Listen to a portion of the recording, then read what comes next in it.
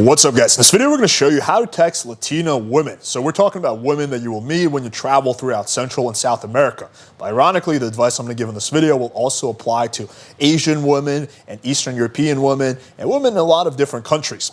So we're going to go through what makes texting a woman in Latin America different than texting a woman in America. And I'll walk you through a layer report that I had when I was in Colombia from start to finish.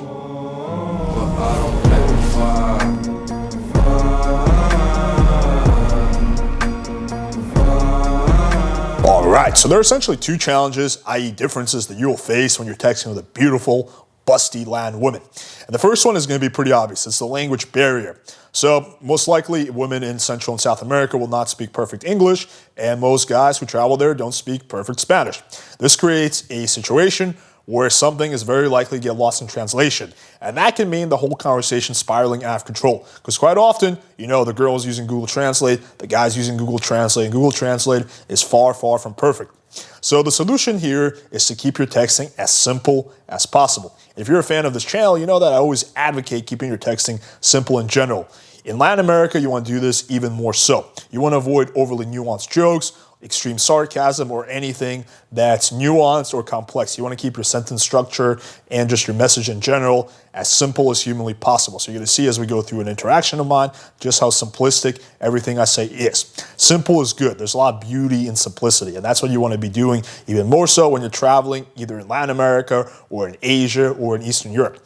The second challenge you're going to face is slut shaming. So on average, there's a lot more anti-slut defense or slut shaming in either Latin or Asian or Eastern European countries. That's not to say girls there are less sexual. I actually think it's the opposite. I actually think that, you know, Latina women are even more sexual on average than American women. Of course, there are exceptions, you know, everywhere. But I think that the culture there is a little bit less forgiving of female, you know, sexuality and, you know, female promiscuity. So there's a lot more, you know, caution. Like, women are very cautious about the reputation, and as much as she might want to sleep with you, she's more concerned about her reputation being ruined. So what does this mean for you? That means you want to keep your texts less overtly sexual. You want them to be more implicitly sexual, right? Less explicitly, more implicitly. And the litmus test that you need to ask yourself, if you pass, is that if one of her friends was to steal her phone, would it be super obvious that she was going to sleep with you? Or would she have plausible deniability? So you always want to give the girl plausible deniability, right? And that's not to say that there's actually a high likelihood of her phone being stolen. This is for her. So in her mind, you know, in that moment that she's texting you, she might be horny, she might be feeling it. But then the next day when the date rolls around, her anti-slut defense kicks in. And if there's, you know, if it's been explicitly sexual, then, you know, there's a higher chance that she will flake. Whereas if she has plausible deniability, she could justify to herself on going on the date. All right, so next we're going to jump into a layer report I had when I was traveling through Colombia. I'm going to walk you through all the screenshots from start to finish. These are going to be in Spanish. I'm going to translate them for you.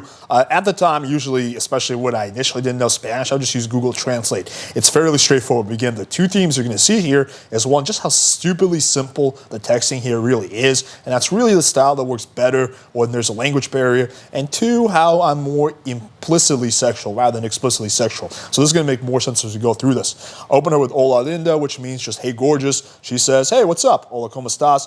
I say, good. Do you speak English? So this is always the question I ask, you know, almost right away, because I want to figure out right away how good her level of English is. And this is a question I will ask when I'm in Europe or when I'm in, you know, if I was to travel to Asia. Again, you want to figure out, because English is going to be, you know, how you communicate. I'm assuming that's your preferred way of communicating. And you want to figure out, you know, how much of a language barrier there really is. And then she says that she doesn't really, but she understands a little bit, which means, yeah, we're going to be having to communicate through Google Translate. Okay, not a problem. I say it's okay. I can always seduce you with my gringo español. So this is like a fun little flirty line that I like to use. Usually makes girls laugh. She says, maybe. Usually not the response I get. Usually most girls are like, haha, that's so funny. I can't wait to hear it. So this is like a little bit of a, you know, shit test. I say, oh, question mark. And she just writes, oh, back. Right? And again, in Latin America, quite often I will just go a lot more direct. And again, this is, again, I keep saying this is the style that works better over there. I say, what are you up to right now? She says, she's at home. I guess I think about to go to sleep. What are you up to? I say, having a little bit of wine at my house. Do you want to come join me? She says, she is she is at home, but if I get her a taxi, she might be able to. I say, no problem, do you have WhatsApp? So I always move it to WhatsApp pretty fast. She gives me her number. Hey, if you guys are finding value from this video, then make sure to smash that like and subscribe button. All right, back to the video. And here I kind of dropped the ball a little bit. So the timing here is wrong. It says 7:42 a.m. It was actually 3 a.m. But I think I got busy with something else, or maybe I was hanging out with another girl. So I don't hit her up for another hour and a half because I could have probably got her over that night. But by the time I hit her up with you sleeping, she's already asleep. So here, a few days go by, the conversation dies, and I only have a few days left in town, so I send her my standard text that I send right before I'm about to leave, a few days. I say, I'm leaving for Miami in a few days, or tomorrow. I was hoping to, you seem cute, and I was hoping to meet you, but if you're not interested, it's okay. And this is a very powerful message to send. Again, you can send that no matter where you're traveling. And she says, okay, she says, yes, tell me, what are your plans? I say, I'm at the beach at the moment, and then I'm gonna have some wine with my favorite Colombian. So again, keeping things fun and flirty, but not overtly sexual. And she says, which beach? And then she says she is doing something, but she can do it 4. So I say, can you do a little bit later? She says, yes. I say 8 or 9. She says, that's perfect. She will see me for wine then. So again, it's like, whoa, this is so fucking simple. Yes, because this is a style that works much better over there. So you want to keep things simple. I say, perfect. She gives me a winky. I text her around 8. Hola linda. She says, hey, what's up? I say, just got home. See you at 9. She says, yes. Here's just logistics. So I send her my address. And then she gives me a little bit of a shit test. So she says, is it okay if I go with my friend? After I say circa, I say, haha, I was hoping to meet you, not you and your friend, which is always my response when a girl asks me if I want to hang out with her friend. She says, it's okay, I will go alone. It's so easy to solve these problems. I love Latin America. I say, good. She says she needs a little bit of time to get ready. I give her my address. And then she asks if I can order her taxi, which is very common in third world countries, and that shit is like $2 over there, so don't be cheap. I say I'll get her an Uber. She says it's good. I ask for her address. Here I send her the number of the taxi, and then she is inside. So here's logistics. She sends me a cute little video of her in the taxi that makes me extra excited to meet her. And then here's just logistics. I'm almost here, blah, blah, blah. Where are you? I'm outside.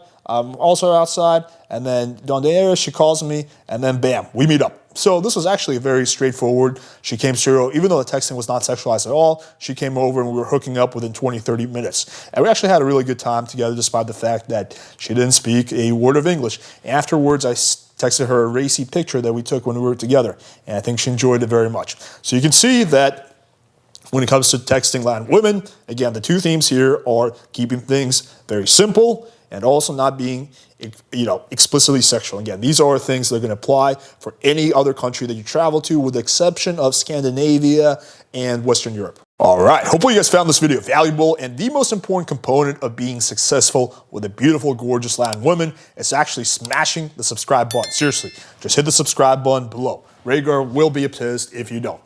Thank you guys for watching, and until next time.